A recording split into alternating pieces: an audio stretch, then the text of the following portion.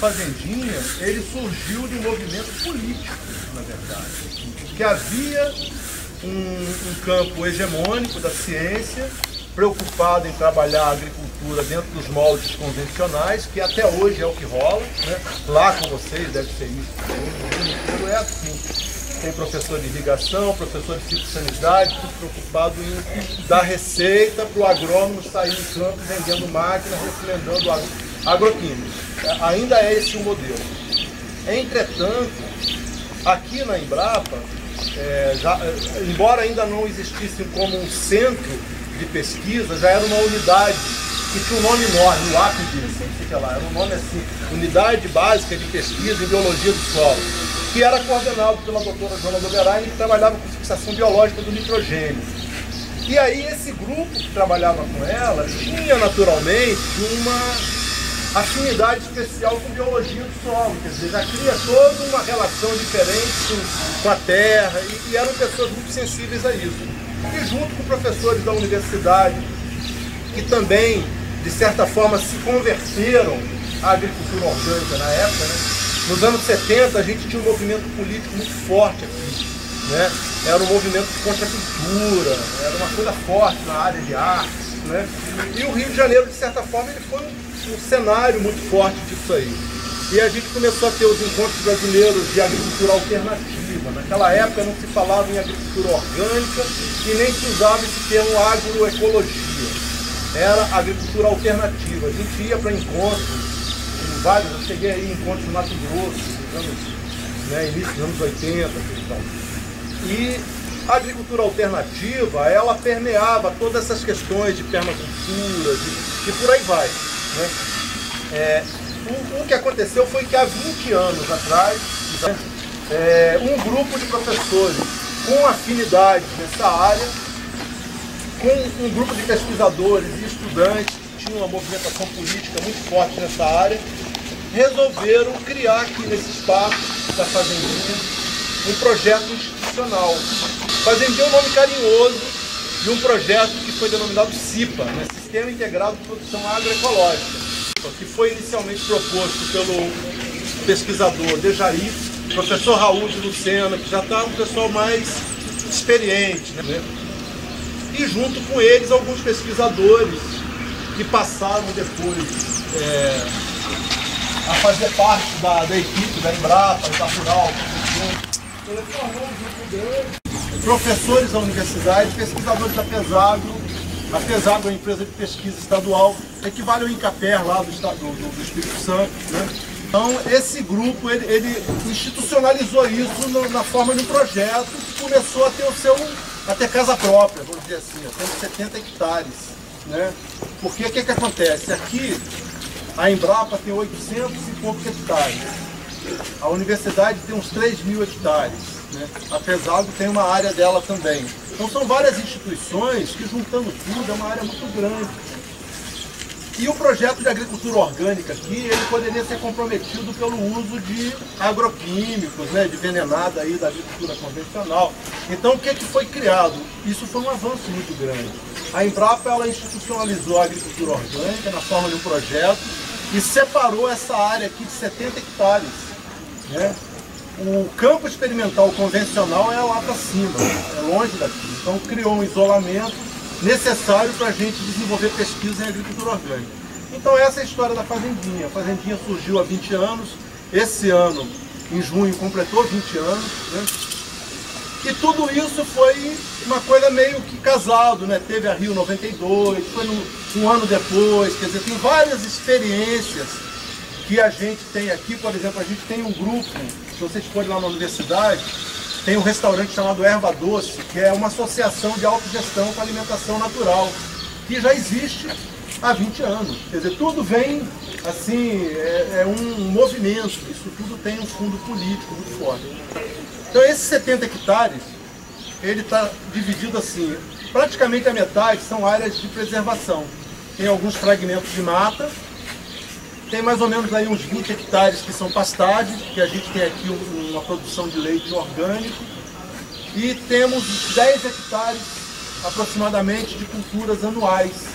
Tudo em cumprimento às normas. Existe, para quem não conhece, no Ministério da Agricultura, no site do Ministério da Agricultura, está tudo lá disponível para download, as instruções normativas, o que pode fazer e o que não pode fazer para ser orgânico, tanto na produção vegetal quanto animal, e até na agroindústria. E o projeto aqui, ele contribuiu, de certa forma, para essas políticas públicas. Grande parte do que está lá, enquanto parâmetro para essas políticas, teve contribuição das equipes da Universidade, da Embrapa e da Pesagro, né? E aí começou esse trabalho, né, com um esforço conjunto da Universidade, da Embrapa e da Pesagro, e isso resultou em praticamente umas 100 teses e dissertações de mestrado, de doutorado, dezenas, centenas de trabalhos de conclusão de curso, tudo desenvolvido aqui. Grande parte do trabalho que é feito aqui é feito por estudantes em programas de capacitação, em projetos de tese e de dissertação, quer dizer, é muito produtivo.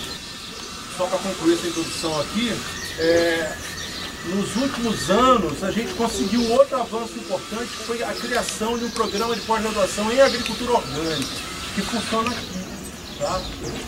Vocês não estão chegando no melhor momento. Tá? O melhor momento aqui para ver a produção de olericultura é até agosto, setembro. De lá para cá, a gente está numa fase de transição do sistema, né? O sistema ele se apoia em 3 princípios, né? Sistema integrado, então é a integração da produção animal com a produção vegetal. 2, que é a FBN, a fixação biológica do nitrogênio, né? O nitrogênio ele é o nutriente, o elemento mais demandado, mais complicado de você aportar ele ao solo. Entretanto, 80% do que a gente respira é nitrogênio, só que ele não está disponível para as plantas se não for através de simbiose de micro-organismos, do solo, coisa e tal, de bactérias, fixadoras, né? Ou através da fixação artificial. Então, assim, qual é o recurso que a gente tem para viabilizar o aporte de nitrogênio no sistema? É a fixação biológica, não tem outro caminho. E aí, como a especialização do centro era nessa área, isso aqui ficou muito forte. Tá? O outro tripé, né? Dentro desse tripé, assim, o outro pé é a biodiversidade, né? Assim, a alma do sistema é na agrobiodiversidade. Então vocês não vão ver monocultura aqui em lugar nenhum. O capim faz parte da diversidade, a tiririca faz parte da diversidade, tudo aqui é contemplado enquanto elemento de biodiversidade. Tá? Então, assim, nesse momento que a gente está aí agora, as áreas que estavam sendo cultivadas com culturas anuais, elas estão sendo substituídas por adubos verdes. Um dos pulos do gato da fazendinha foi tentar inovar nesse sentido. Ninguém inventou a adubação verde. A adubação verde está aí há milênios, né? Mas é você descobrir formas de se interessar ao agricultor. Então tudo que se faz aqui é com vistas ao agricultor. Se a gente não conseguir atrair o agricultor para essas práticas, não adianta pesquisar. Pesquisar para quê? Para publicar? Né? Para ficar lá no lápis da gente? A fazendinha ela vem desenvolvendo várias estratégias para que essas inovações tecnológicas, que nem são inovações, são coisas velhas, mas assim, a inovação incremental. Né? Então uma coisa que foi inventada, foi sacada há 1000 anos atrás, você descobriu uma nova forma de usar aquilo. Então você está fazendo uma inovação incremental. Então aqui se trabalha muito com resgate e com inovações incrementais. E algumas inovações radicais que eu vou mostrar para vocês aí, como é o caso da irrigação, que tem um sistema de automação que usa peças de máquina de lavar roupa.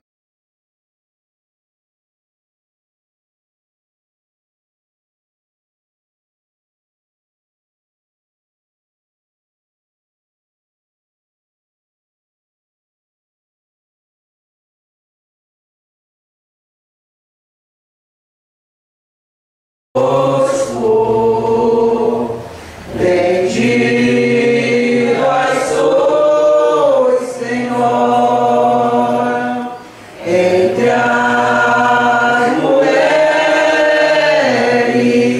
bendito.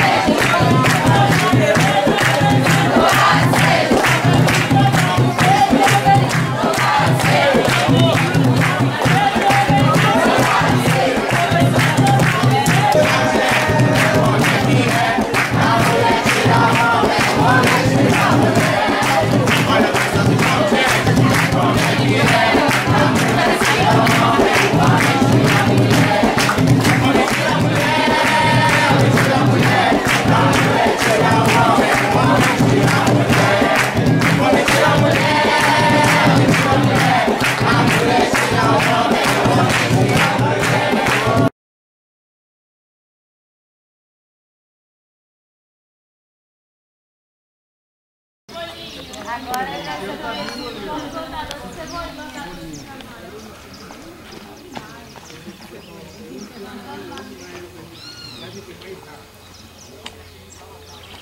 Vamos, vamos.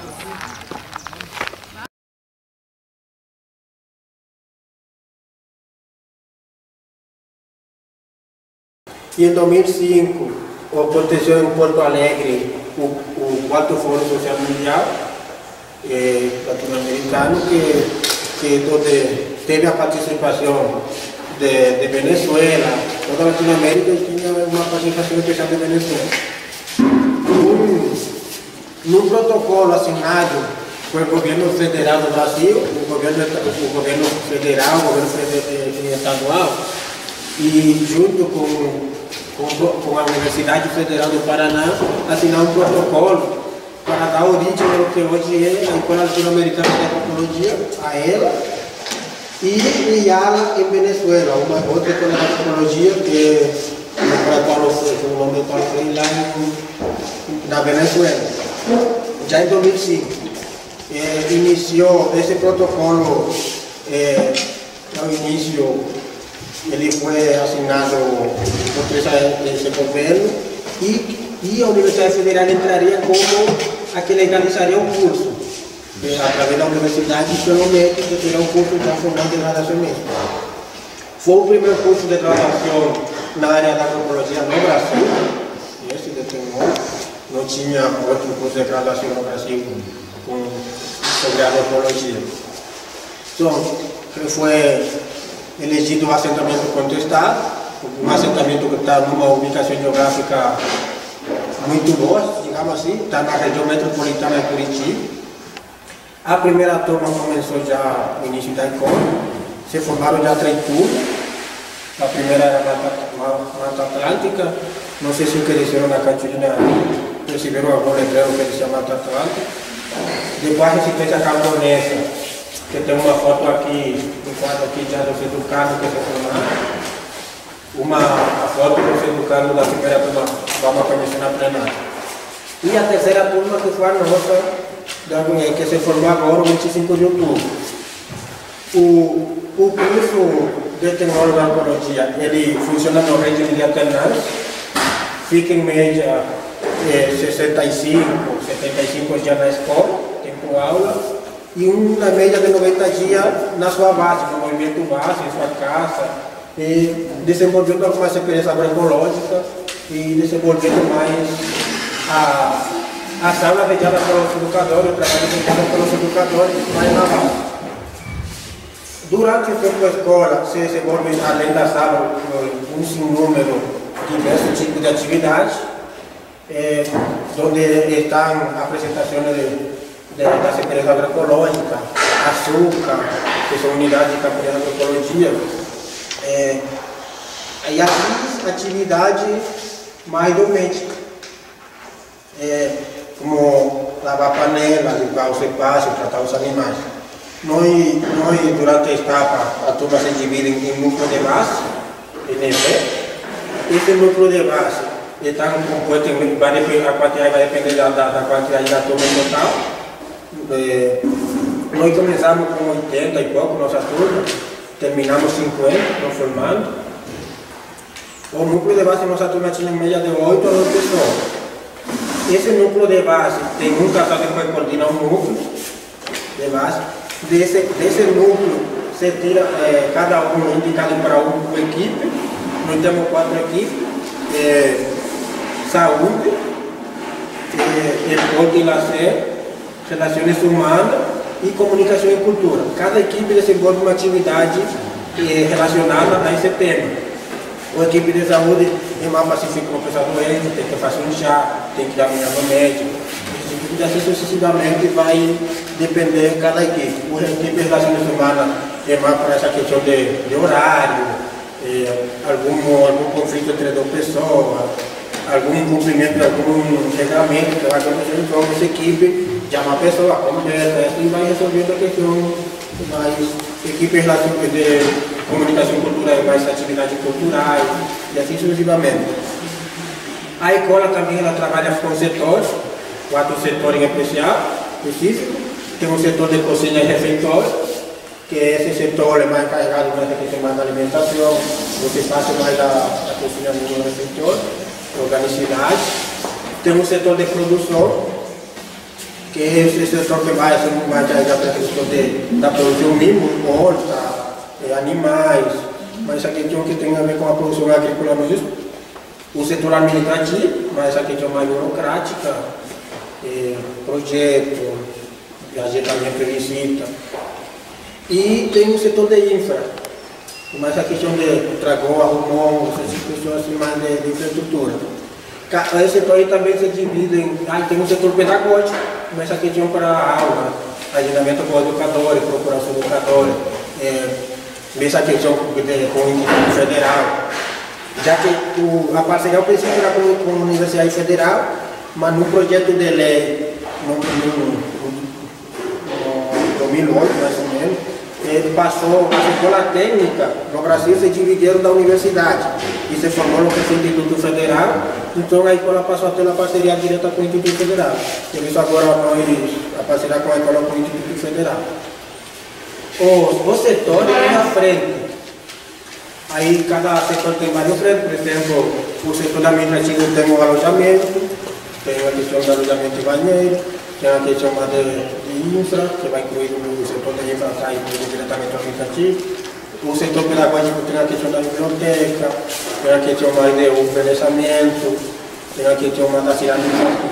Assim sucessivamente, cada um tem sua frente. A gente tem horários. Na escola, a gente tem uma organicidade e essa organicidade se rende por horário. Esses horários a gente tenta que tem que ser cumprido exatamente porque quando um horário desse por exemplo, se atrasa um horário, um determinado horário, já isso tende a atrasar demais horário para frente. Então, durante o tempo aula, a gente tem acordar 6 horas, nem todo mundo acorda 6 horas. A pessoa se divide, tem um horário de trabalho, então tem pessoa que acorda às 6 horas, faz o café, ou essa equipe faz café, alguns tratam os animais, outros cuidam um pouco da horta. Ou que ficaram dormindo 6 horas, eles vão trabalhar depois do almoço, lavar a panela, limpar o banheiro, limpar a plenária, limpar os espaços em geral e também tratar os animais que eles precisam. E assim sucessivamente,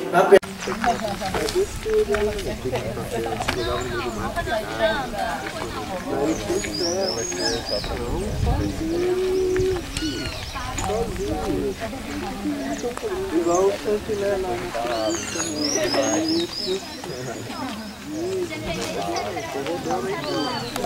Como, na verdade, essa área aqui foi o próprio proprietário que ofereceu ela. É que eles deviam. Eles tinham uma dívida grande com a Previdência, né? E aí ofereceram a área em troca. Então não houve assim conflito, até a ocupação dela foi tranquila. Só que também a gente tem o único assentamento aqui nessa região próxima a Curitiba. O próximo assentamento dá 150 quilômetros daqui. E depois disso não houve mais possibilidade de ter outros assentamentos. Até porque é uma região que tem um conservadorismo enorme. E foi de certa forma foi uma derrota muito grande sair esse assentamento aqui. Tanto que aqui não houve assim conflito armado, mas por fora houve muito conflito. E nós acabamos ocupando essa área antes dela estar desapropriada, porque havia um grupo, inclusive daqui da Lapa, que tinha interesse na área, que inclusive não queria que saísse assentamento de jeito nenhum. Então, e aí na Lapa também, como tem ao mesmo tempo que tem toda essa história, tem um certo conservadorismo, né? Então, no começo a gente teve muita dificuldade em relação a isso. Até hoje ainda a gente encontra uma certa resistência, mas já melhorou. Só para vocês terem uma ideia, eu estou estudando à noite, fazendo a EJA de 5ª a 8ª, e tem uma professora que dá aula para nós aqui, que dá aula numa outra comunidade da Lapa. E ela contou lá nessa comunidade que ela estava dando aula aqui. Aí disse que uma pessoa perguntou para ela, Mas o Sentera lá não vão de facão pra sala de aula?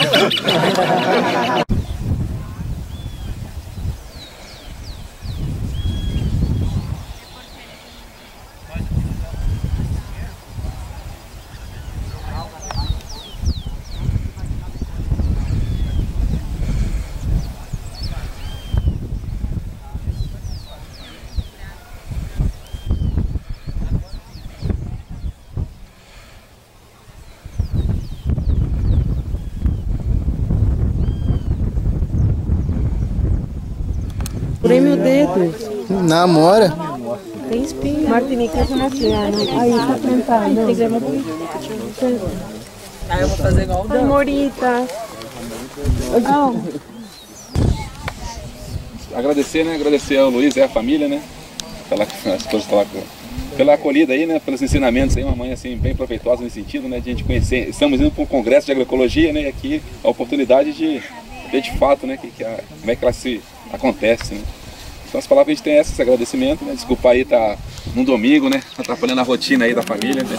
Mas faz parte aí, né? Da nossa vida. Parabenizar também, né, o trabalho da família, que a propriedade está bonitona, com 3, 4 pessoas trabalhando só, sem veneno, a gente sabe da dificuldade. E que são vocês que colocam a comida na mesa da gente aí, que a gente na cidade a gente parou de produzir, a gente não sabe produzir, não sabe mais plantar alface, beterraba. Nem sabe muito que grato é, a né? vocês aí, estão todo dia aí na labuta. Nós é que agradecemos aí a visita de vocês e desejamos também um bom congresso de agroecologia. E não precisa pedir desculpa não, aí a gente tá tranquilo aí em relação a receber o que a gente puder contribuir aí para o avanço da agroecologia. A gente até ensina alguma coisa, mas também sempre aprende alguma coisa, né? Então, essa troca de experiência é muito boa. Mas alguém quer... Só parabenizar, né, também, porque a gente sabe, apesar da gente estar na cidade e tudo, mas a gente sabe do desafio que é cada dia, né? Manter, trabalhar essa questão da agroecologia, fazer esse trabalho que vocês fazem aqui, é um desafio em todos os sentidos, né? Desde aqui do campo até lá na hora de fazer a venda dos produtos, né?